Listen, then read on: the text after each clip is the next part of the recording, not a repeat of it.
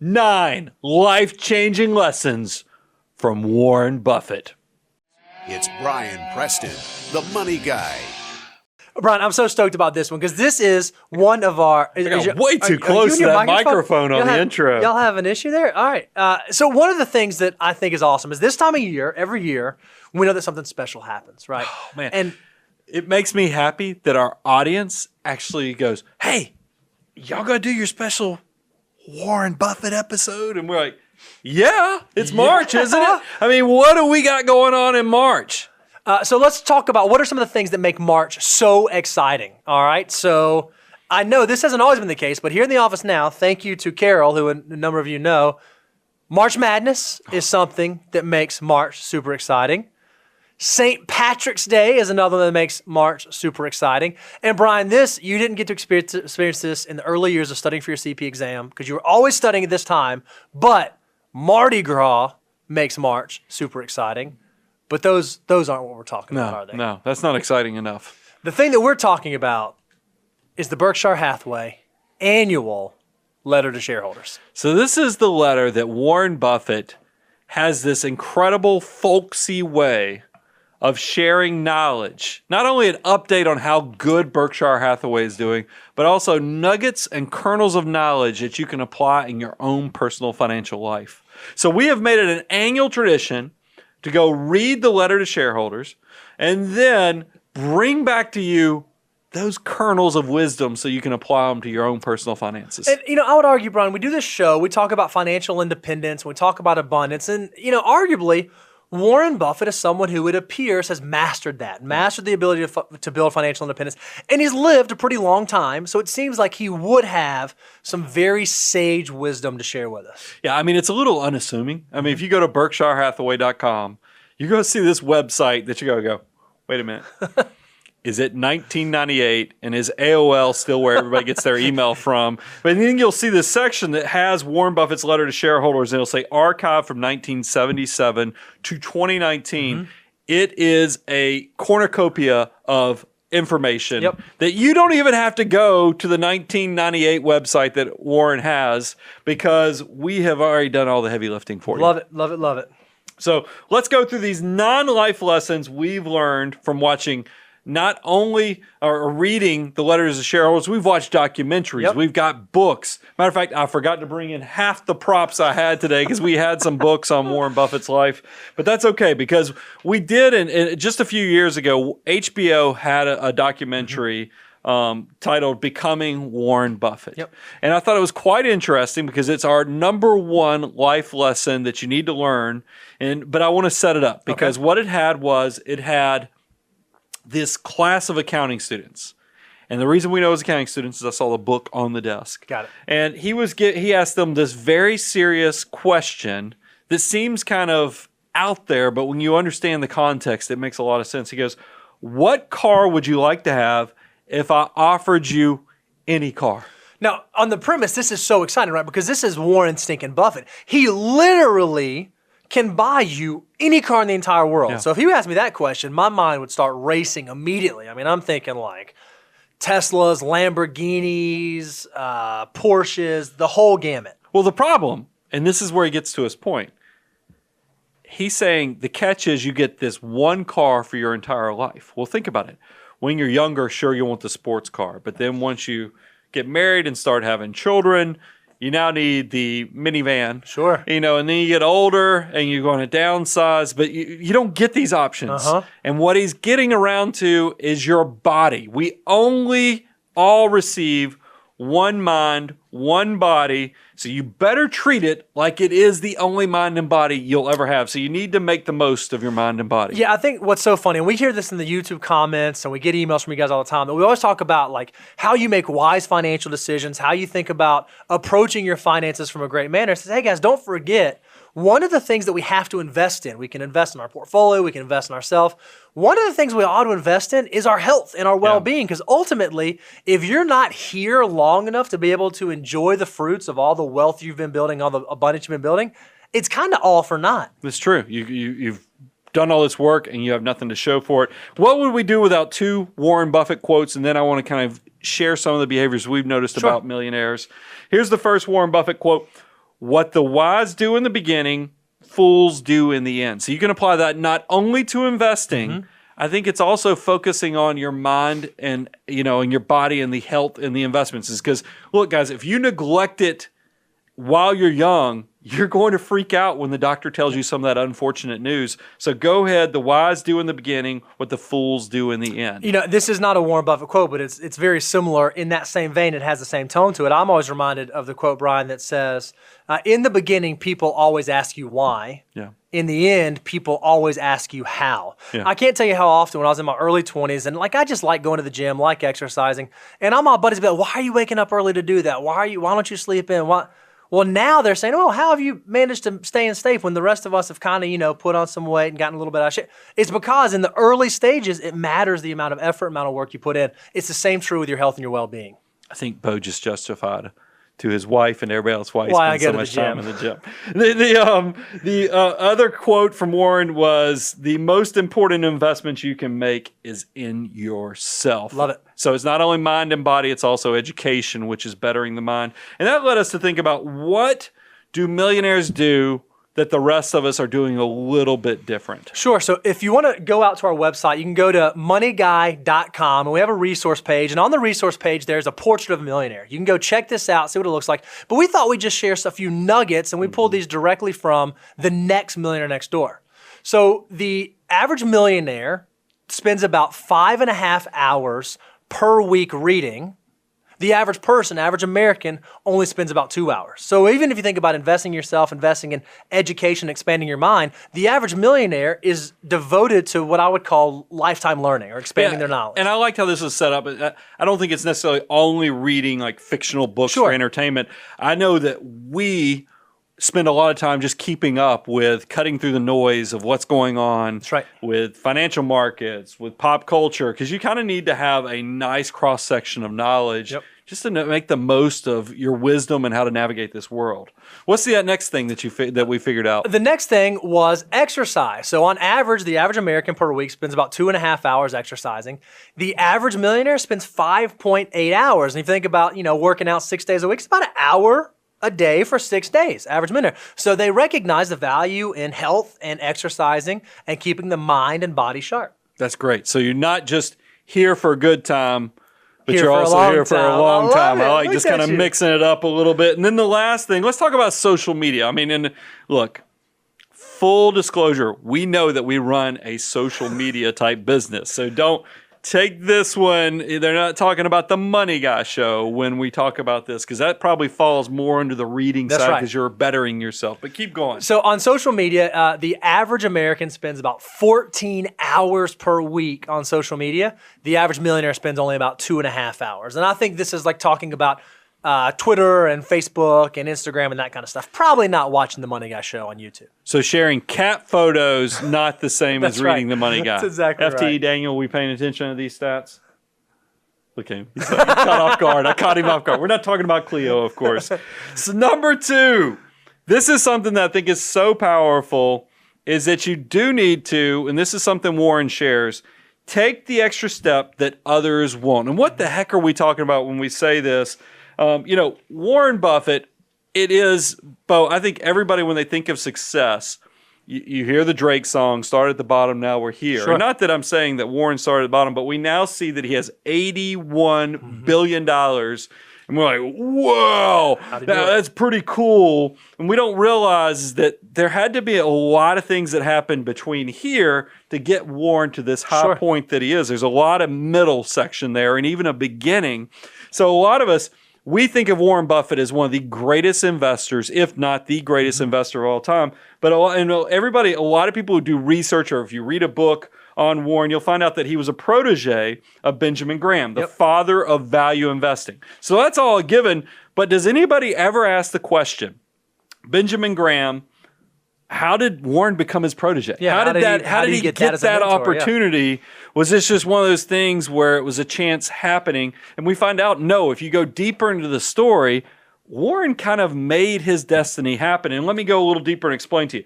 Benjamin Graham and David Dodd wrote Security Analysis. That was another prop I was supposed to bring in here because I have that book as well. So, so they had written this book, And they were both professors at Columbia University. They were the part of the business program there.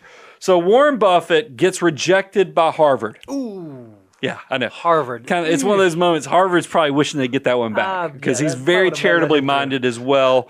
They're probably thinking, "Wow, we let that one get away from us." But he had just been rejected by Harvard, saying he's not Harvard material, and he wrote. I thought this was great. Warren Buffett wrote a letter to David Dodd, letting him know how much he enjoyed the book that him and Graham had written together, and how he'd love the opportunity to study under two great minds. Yep. That letter is actually what is attributed to them letting him in to their business program. No, he didn't just fill out an application and lick the stamp and send it off and do that. He made the cognitive choice. I'm going to go a step further. I'm going to do something a little bit extra to see if I can't influence my own destiny. Do what others are not willing to do. Go that step above and beyond. When I'm talking to people who are interviewing, I'm always given the advice. I'm like, look, everybody sends resumes. Everybody puts a cover letter. That's not what's going to impress the next person. Right. I mean, Marcy, if you guys ever come visit us, you're going to see we have an incredible administrator here. Marcy cold called us. It's unbelievable. Her family had moved here because she had moved with her husband. She had worked at another financial planning firm, and she pulled out and that's not her personality. No. She's not a salesperson, but she went above and beyond. Yeah. I'll give you credit, Bo. I interviewed you, was scared to hire you because you came off as very similar to me. I was worried if I go train this guy, he's going to want to start his own company. So why would I want to take that chance? You called me back probably 3 to 4 weeks after I originally interviewed you, and you convinced me on that phone call why you would be the best candidate. Most people would have just waited for the rejection email or the rejection letter, but you actually called me, put me on the spot and said, hey, this thing went so well. I felt like this was something that should have happened. Can you give me some feedback or let me know where this thing went off? And it led me to hire you. Yeah, I think one of the things that was really interesting that I learned early on is whenever you ask for something, the second best answer you're always going to receive is no. So if you receive no answer at all, you ought to ask again until you get that no. And I just wanted to reach out and say, hey, I noticed you didn't offer me this job. What went wrong? I thought this worked really well. And the rest is history. It ended up working out, and I'd say it worked out pretty good. Well, and I got my first job the same way, is that I was not what I call a front row sitter. So it's not like I was close to flunking out of college, but it was one of those things where I didn't have the best grades in school. So I actually, when I started doing the interview process, one of the partners that was interviewing me for a CPA firm noted my hometown and said, hey, we actually have a client in your hometown. And I knew who this client was. So before I knew I got the second interview, I'd made it through the gauntlet on the first obstacle. And when they told me they were going to bring me into their office for the second interview with a total, I think they had 10 candidates come in, I took it upon myself to drive home in Georgia, meet with that client that was in my hometown of this firm, ask him what are the things he liked and disliked, or what are the things that made this accounting firm different. They brought it up later that's why they hired me. They liked that I went above and beyond and didn't just send them a resume, didn't just do an interview. I figured out a way that I could stand out from the crowd. We have done this for other people in the financial planning profession where through networking, through people I knew, we've helped other people get jobs. Guys, go the step above and beyond. Love it. That's what you've got to do. If you go beyond basics, you will be rewarded, because that's the big part of what has made Warren successful too. You never know when you've worked your best day of work. I will tell you, I think Warren, looking back on his life, would say writing that letter to David Dodd definitely changed his life, the whole trajectory. Also changed all of our lives as well. Yep. That leads to number 3. Connecting matters. Yeah, this one I think is so, we live in a world where we have to interact with other folks. We have to talk to folks, whether it be clients, customers, bosses, employees, employers, supervisors, husbands, wives, siblings, parents. We live in a world where you have to be able to interact with other people. And I think what we found and what Warren has kind of showed is that the better you're able to interact, the more successful you can be over the long term. Everybody knows I mean, Warren is great for interviews because he gives these folksy interviews. He has a writing style that the reason he's so quotable is because he does give off this simple, folksy persona, but you just know he's a genius. Sure. But here's what's amazing about this persona. When you watch documentaries on Warren Buffett and hear him self-describe or even talk, you see that if you go beyond the sound bites that he's given CNBC or whatever interview he's doing, Warren is actually somewhat awkward. Just a little bit, yeah. He processes the world a little bit differently, and it's not uncommon for genius to be quirky. I mean, we know we work with a lot of successful people, and it is very, that's why we pick on Justin Timberlake. He got so many talents. When God was shaking the salt shaker of talents, you're not supposed to be likable, dance, sing, athletic, all those things. You're supposed to, we're all good at certain things better than other things. Sure. And Warren has taken it upon himself to train himself on the things that he actually struggles in and has been extremely successful. How did he do it, Bo? Yeah, he actually said he attributes that to taking a course, if you can believe it. The course he took was a Dale Carnegie course. And for those of you who don't know, Dale Carnegie, he wrote a wonderful book called How to Win Friends and Influence People. And he said that the lessons that he learned in that course are probably some of the most influential, important lessons that he's learned in his entire life. And this is a guy who has become the wealthiest man on earth.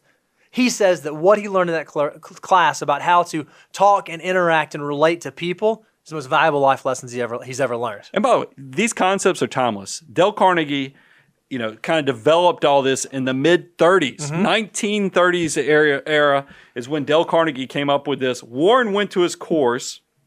So that is, if there's one in your area, matter of fact, it's interesting. We have one of our employees is taking it, and you've given her so many compliments because you love what it's doing for her. It's been unbelievable. I've been fortunate to be a mentor through her to her through this, and I have seen like very tangible changes in even the way she interacts at work, the work product she's putting out. It's amazing. This stuff actually works, and it sounds ridiculous, but whenever someone asks me, hey, what's the most important business book I can read? Or if you could only recommend one business book for me to check out, what do you recommend? Without a doubt, it's How to Win Friends and Influence People every single time. So that's why we keep it back here on the shelves, guys. It is definitely something to look at. And I want to give you a few quotes from the Oracle of Omaha himself. So here's what Warren shared. It's better to hang out with people better than you. Pick out associates whose behavior is better than yours, and you'll drift in that direction. And I feel like you've modeled this so wonderfully, Brian. I think you've really knocked that out of the park. I can't tell if you're saying that by bringing you on, it's made me better, which I'll give you some credit for. So I'll buy into that. And then here's another quote from Warren. At the end of the day, this is actually not a Warren. This is not Warren. We pulled this one because I love this. I remember when I saw my first interview with her on Oprah's show, but I always liked this quote, and it's at the end of the day, people won't remember what you said or did. They will remember how you made them feel. And that's by Maya Angelou. Yep. And that is just so powerful. I know that's not a Warren Buffett quote, but I definitely think that Warren took that, he understands that, and he applies that in his own life. And we actually use this all the time when we're talking with employees and associates here at the firm. We tell them, you can be the smartest financial planner in the world. You can have the highest academics and be the most sophisticated. But what really matters is how you're able to take that concept and relate to the client or to the person you're talking with. I think that transcends all vocations. If you can figure out how to really connect with people and hit them in their feelings, I think it makes all the difference. Well, I think about it because people ask me, they know I come from a public accounting background, and they say, well, in your profession, what makes people go from good to really this greatness? And I say, look, if I could talk to young people and tell you who's going to have the skill sets to do this, I always tell people it's not uncommon to find accountants that are great with numbers, but they don't really like being around people. Yeah. It's the combination of somebody who's great with analytics, but also enjoys the company and is good, has a strong emotional IQ that turn into the rock stars of the profession. So that's why that connecting matters. You can be the most genius person in the world, but if you can't interact with the world around you, it definitely can create some barriers. That's exactly right. So let's move on. Number 4, this one's important. Warren definitely understands this concept.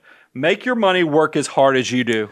Yeah, this one is so huge. And this is, I can't say it's a money guy echo because Warren probably ended up saying this first. But we talk about the army of dollar bills all the time and building your army, building your army, building your army. This is exactly what we're talking about, building your army that actually can work harder than you do with your brains, your hands, and your back. Well, let's give here's a Warren Buffett quote that I love. It says, if you don't find a way to make money while you sleep, you will work until you die. That sounds that's so cold, true, but that's so true. All he's talking about is that are you letting your money work for you so that you're not always having to work with your back, your hands, your brains. It's all you want your money doing the heavy lifting for you. And here's the other quote. Do not save what is left after spending. Instead, spend what is left after saving. And we talk about that all the time, Ron. You've actually dubbed this the 4 scarcity concept. I'm going to pay myself first. I'm going to save first. I'm going to put that money away.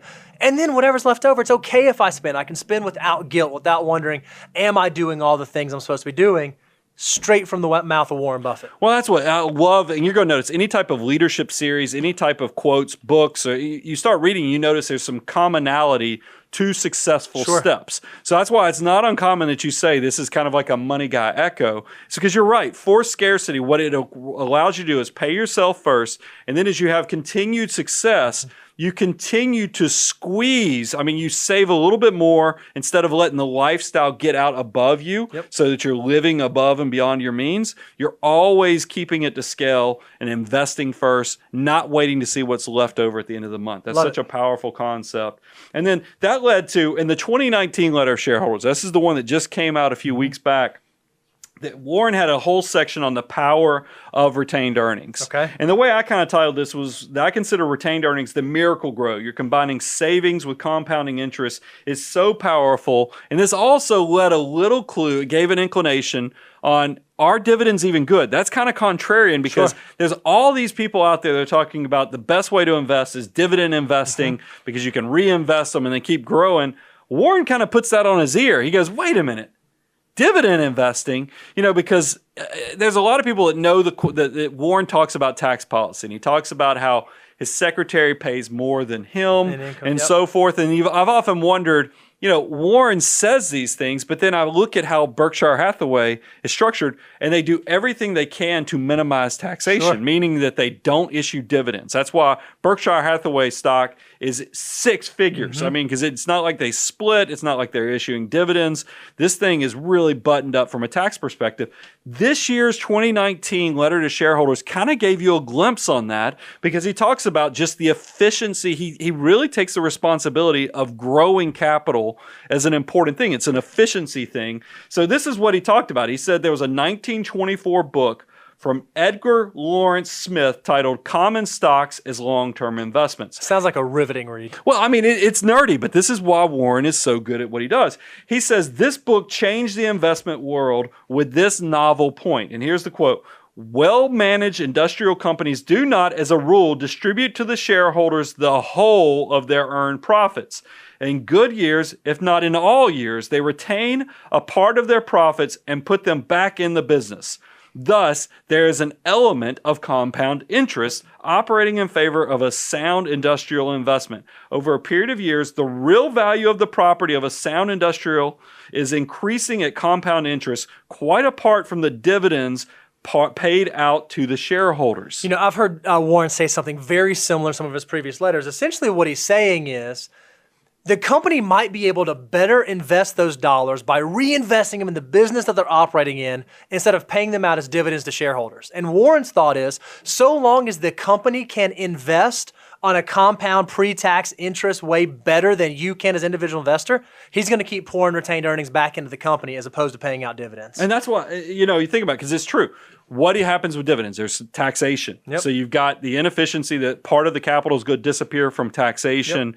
You think about the fact that, Warren is saying he's often, and I give him, I'm not going to take anything away from him, he's superior with finding opportunities. Berkshire Hathaway has really created a unique thing where they not only buy marketable securities, but they go out there and they acquire businesses. And he's done a good job, and it's probably true. If you're trying to figure out who is the next dollar better used by, based upon Warren's history, he's saying it's good that it stayed in. And as you keep that in, it's just like if you look at See's Candy and you look at what he paid originally and what it's worth, this is definitely compounding interest, is that you look back on your own investments and you'll realize a little, and this is part of deferred gratification, turned into something pretty spectacular in the long term. And this is the quote he had on this. Though investors were slow to wise up, the math of retaining and reinvesting earnings is now well understood. Today's school children learn what Keynes termed novel. Combining savings with compounding interest works wonders. Again, and I can't say it's a money guy echo because it's coming from Warren, but Brian, we talk about this all the time. We talk about this 88 times over concept about if you can figure out how to defer a little bit of your dollars today into tomorrow, it gets exciting. And it gets more exciting the more time you have to let those dollars continue to compound. The sooner you start, the easier it is, the more inevitable your wealth creation becomes. And then we even had a slide on this. We call this the wealth multiplier. That's right. You know, we talk about all the time someone who's 20 years old, if they just want to take $1 and they want to go invest that, by the time they turn 65, that $1 can turn into $88. So powerful. For someone who's 25, it goes to 53, 30, it goes to 23, and so on. You can see how powerful time is. If you can get those dollars working for you early on, it will make all the difference. If this is something you love, go to our website, go to moneyguide.com, go to our resource page, check out our wealth multiplier slide. You can have this, put it on your bathroom mirror, send it out to your friends. It is just so powerful. Small decisions in your 20s and 30s will have tremendous, huge material impacts in the long term. So go ahead and make that sacrifice. That leads to number 5. And this one, man, when you think of Warren Buffett, like we've had some volatility in the last few weeks. Sure. I think of Warren Buffett every time we reach moments like this, because here's number 5. Being a contrarian can be very profitable. Now, I love it. And Brian, we're going to read some quotes that just hit this nail on the head. But I want you to think about one word in here, and we'll talk a little bit about it as a run. Being a contrarian can be profitable. Does not say being a contrarian will be profitable. We'll talk a little more about that. Well, I think, because I'd like to kind of, I think what you're getting at is because we do hear being a contrarian, so I think there are people who just jump on the opposite side of what consensus is sometimes to be the contrarian. That's not what Warren's saying. Not at all. It's because like we know that we're in a growing global economy where there's innovation, there's technology, yet we talked about it in show prep. There are some people that are perma-bears. They're known as perma-bears. They're always against. They're telling you the reasons, the pessimistic reasons why economies are not growing or why they're going to have their black swan events, what's going to take them out. And this is not like every 2 years they come up with this where they're trying to predict when the market's down. They're always every year negative. They're glass half empty. So would you say they're contrarians? Or do you think there's another word to describe it, Bo? I think they're just wrong is what they are. And I think, you can be contrarian all you want and say the sky's not blue, but if the sky is in fact blue, you're going to lose that argument. So being a contrarian, recognizing when the herd is moving in the wrong direction. Exactly. And you can move in the right direction. So much of personal finance is behavioral understanding how inefficient the average human is on the way they react to news, how they handle their own personal money. If you can be disciplined with your behavioral issues, you will set yourself up for success. And here's some quotes that Warren has on this to give you some context. The first one, every decade or so, dark clouds will fill the economic skies, and they will briefly rain gold. When downpours of that sort occur, it's imperative that we rush outdoors carrying wash tubs, not teaspoons. I think that's so beautiful. Well, by the way, this concept, because you're going to see there's a trend here. It's just like great advice can come in many different packages. You just change the adjectives, you change the objects you're talking about. Because here's another one. Quote, investors should remember that excitement and expenses are their enemies. And if they insist on trying to time their participation in equities, they should try to be fearful when others are greedy and greedy only when others are fearful. He just said the exact same thing. He just used different words to say it. It's so perfect. And this is the one everybody quotes this one because it is one of those things when you look around. Because I always tell people, I've been managing money. I've been investing since the mid-90s now. And looking back on periods when you have these short periods of time where you can make a tremendous sum of money, you look back and you go, wow, looking back on it, that was pretty obvious to see that maybe people were overreacting about things. And it goes back to Warren's quote is, be fearful when others are greedy. So when markets are at their tippity top, maybe your spidey senses should be going off. But then greedy only when others are fearful. So when everybody's running out of the building because they thought they heard the word fire being yelled, that's when you need to look around and go, is this as bad as everybody's saying? Is there a contrarian aspect here that could create opportunity for me? 2 more quotes again. This is saying the exact same thing.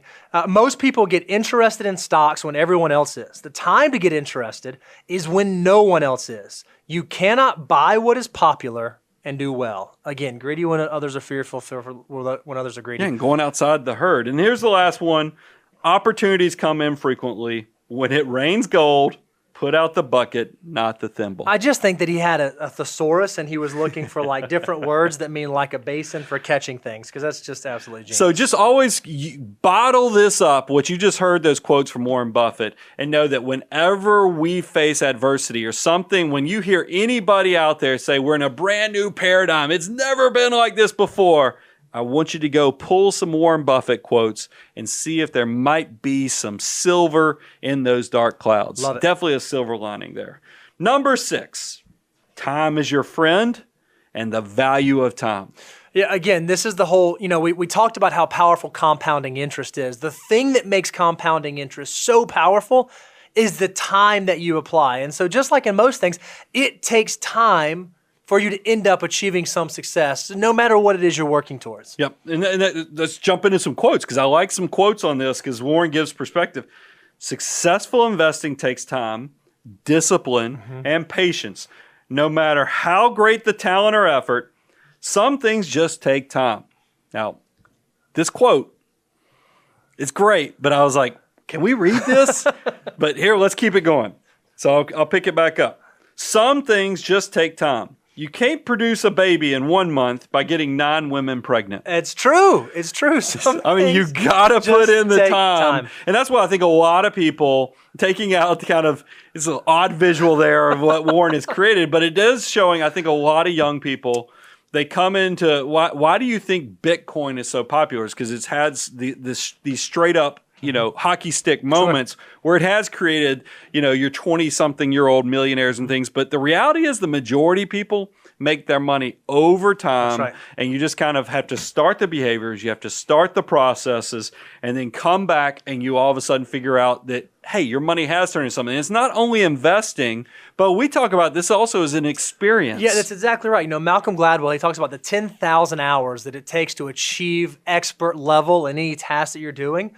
It's amazing that if you want to start doing something, if you want to be an athlete or a performer or a financial advisor or an underwater basket weaver, it takes time to become an expert. So if you are someone else to pursue those vocations, or if there's something you do want to pursue, be willing to put in, 10,000 hours. That's about 5 years of time to work towards that mastery level. It's not something that just clicks and happens overnight. No, so well said. And then I had 2 more quotes that were on top of this is, someone sitting in the shade today because someone planted a tree a long time ago. Love it. And then this is what I think is when I think of that quote of time and how powerful it is, this is something that I think a lot of people lose perspective on. It goes back to that visual I've talked about already on today's show, is that people see Warren at this level of wealth, at $81 billion.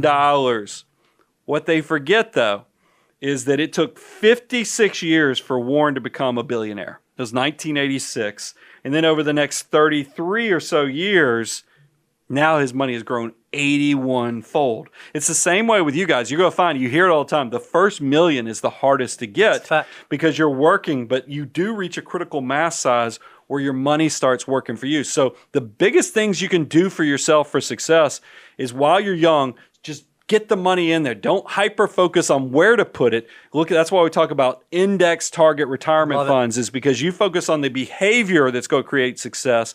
Get into the nuanced stuff after you built your assets up to a critical mass, $300,000, $400,000, $500,000. I love it.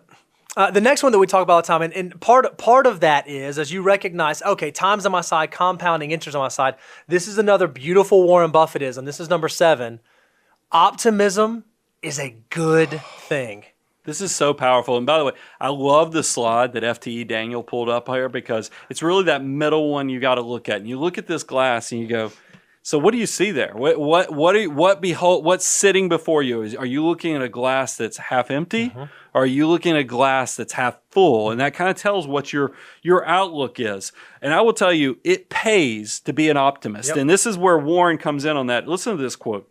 Early Americans we should emphasize we're neither smarter nor more hardworking than those people who toiled century after century before them.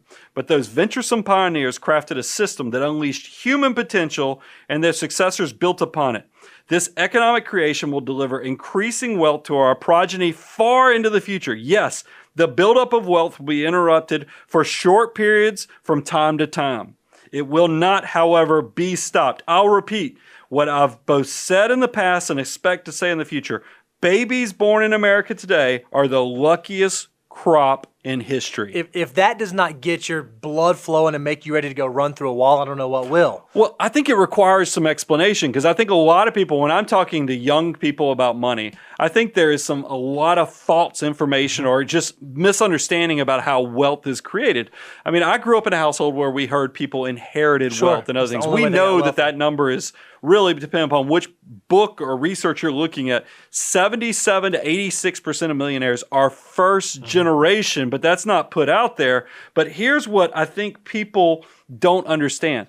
It's not like the pizza pie is just one size, and the only way you can build wealth is if you go take somebody else's slice of pizza.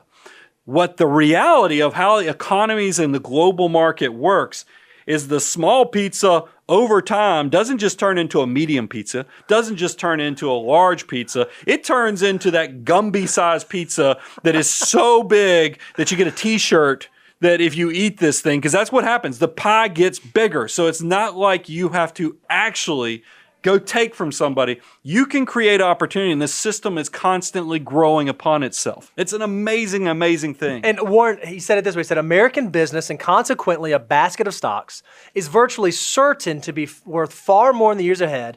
Innovation, productivity gains, entrepreneurial spirit, and the abundance of capital will see to that.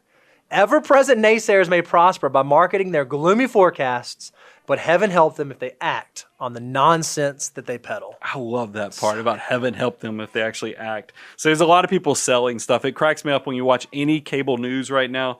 There's always people pushing, how to start your own seed bank, buy our periodical, because we got the guy who bought Amazon when he was first starting out, or the guy who called the last mortgage downturn. I mean, there's all kind of things, but forecast, you have to be very careful, because it's just a dangerous, dangerous game. But look, we're just two guys sitting here. Don't take our words for it. One of the things that we did is we actually did a survey of all of our wealth management clients that have come to us from the Money Guy Show. And we laid out some questions so we could discern what do they think about money and what are some of the things they look at. So when we asked them the question, the insight was pretty powerful. We asked them, are you an optimist or a pessimist? And what I thought was crazy is that, and our research tied in very closely to what Chris Hogan and Everyday Millionaires came in with their 10,000 surveys they did. We just reached out to our several hundred clients that from the Money Guy Show, and we found out, that 81% are optimists. So this is 81% of financially successful individuals and households. A lot of them have achieved millionaire status. 8 out of 10 of them claim to be optimists. So obviously, I think it pays to look at the glass as half full. So definitely look at your mindset and ask yourself, am I looking at the world the right way to recognize opportunity and be an optimist about the future? Love it. All right, let's talk about number 8. Okay. This one's important because, as I've already shared, behavioral issues are the main problem that I think is the biggest obstacle to people creating wealth. And so what Warren shares is, number 8, keep your emotions in check. I think, we've already said the quotes where he talks about, be fearful when others are greedy and greedy when others are fearful. That's basically saying keep your emotions in check. Don't allow yourself to be swayed or persuaded by other voices out there. Yeah, because the herd is wrong most of the time. And I love this quote. Here's a Warren Buffett quote that's going to serve you well. Quote, "The stock market is a device for transferring money from the impatient to the patient." So the question you have to decide is, which side of that camp do you want to fall on? Do you want to be the impatient who money's transferred away from, or the patient who money is transferred to? Well, we tell people, don't put any money in the financial markets unless you can walk away from it for 5 to 7 years. This is supposed to be a long-term investment. It's not for short-term. And I'm so surprised. I think what Warren's getting at there is so many people try to time the market. They get in, they get out, they freak out based upon what the news media is putting forward. And that is not actually what creates success over time. Remember, investing is like walking up the mountain with a yo-yo. Yes, there's going to be ups and downs like the yo-yo, but you're constantly going to higher ground. And we have proof on that because the financial media, are they trying to work in your best interest? And the answer is no. They are not. And I think one of the quotes that Warren even says about this, it says, during such scary periods, you should never forget two things. First, widespread fear is your friend as an investor because it serves up bargain purchases. Second, personal fear is your enemy. It will also be unwarranted. Investors who avoid high and unnecessary costs and simply sit for an extended period of time with a collection of large, conservatively financed American businesses will almost certainly do well. So it should be just as easy as sit and do nothing, right? Yeah, we know wealth creation is actually simple. It's just, it doesn't mean it's easy. That's though. right. It's definitely simple, not easy, because most people cannot control the behavioral limitations. I mean, think about it. Dave Ramsey, why is he so successful? It's because 80% of the public can't figure out that if you have credit card debt, you're probably doing it wrong. Yep. This seems like common sense, but yet it has created a great thing that Dave is incredibly well at motivating people on that you and I consider common sense. It's the same thing with investing. It seems so simple to Warren Buffett that you just simply sit for an extended period of time and you'll be successful. Yet that's not what we see the average American doing. Well, and the reason is because, Brian, there are voices out there instructing us to the contrary, right? So let's kind of talk about can the media predict what's going on in the financial markets? So we just wanted to put together an illustration. Now, what this shows is from 2009, the Great Recession, all the way through 2019. Yeah. And on the overlay in the back, if you're out there listening in iTunes or Stitcher or iHeartRadio, we're actually just showing the trajectory of the S&P 500 from 2009 till 2019. And it's exactly what you said, Brian. It is a yo-yo walking up a mountain. The mountain keeps getting higher, but yes, there are some ups and downs. But all along the way, we just thought we would pull out some popular media headlines like, the risk of double-dip recession is rising. Or, here it comes, the recession of 2011. Or, why America's big banks are predicting a recession. Or, 6 signs we're closer to the next recession than you think. This information has been hitting us in the face for 10 years now. And I would argue it has not been right. You notice how many times they say double dip recession happening. I mean, eventually they're hoping, I didn't get it last time. Maybe I'll get it this time. If you say it enough, you'll be right eventually you will be right so we can say that we called the market downturn. It is one of those laughable things. So this is the picture from 2009 all the way through the end of 2019. Let's look at some historical times where also the media has kind of it's harder to find this stuff on the internet because they're not too proud of these moments. So in August of 1979, the cover of Business Week ran a title, has a stock certificate that's crumpled up in the trash, and it says, "The Death of Equities." That must mean that stock investing is officially done. 1979, man, this thing is horrible because to run a headline like "The Death of Equities," you're pretty confident we are at the end of a period. It is just so sad to see this go away. Now, who's the guy that said the rest of the story? I always forget. Paul Harvey. Paul Harvey. So now on Paul Harvey, what's the rest of the story?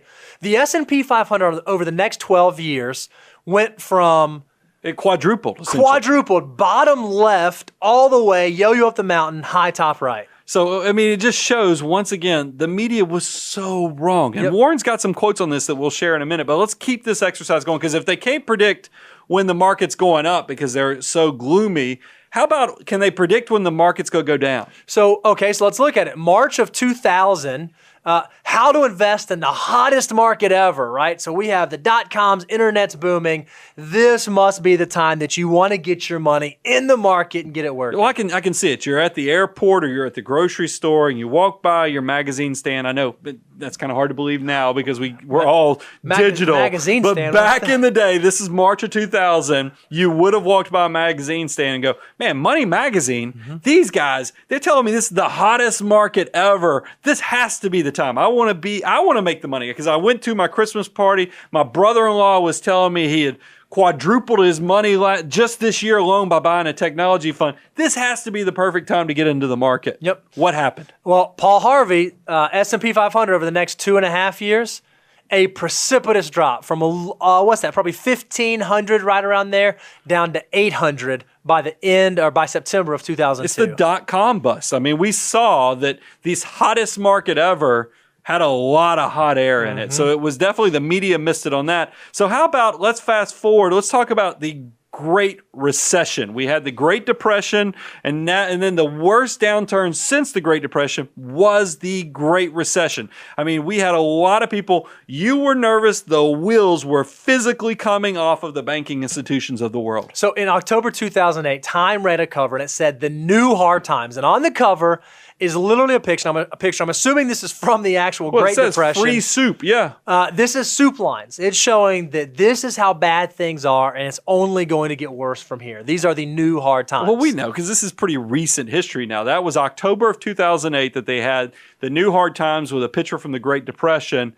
And the rest of the story is the S&P 500 has boomed over that same, that 11-year period has just been, we've had at least a threefold increase in the financial markets. And realize, if you had taken the advice of any of these magazine covers, it would have been hazardous. It would have been harmful to your financial health. And so why do we as investors fall prey to that?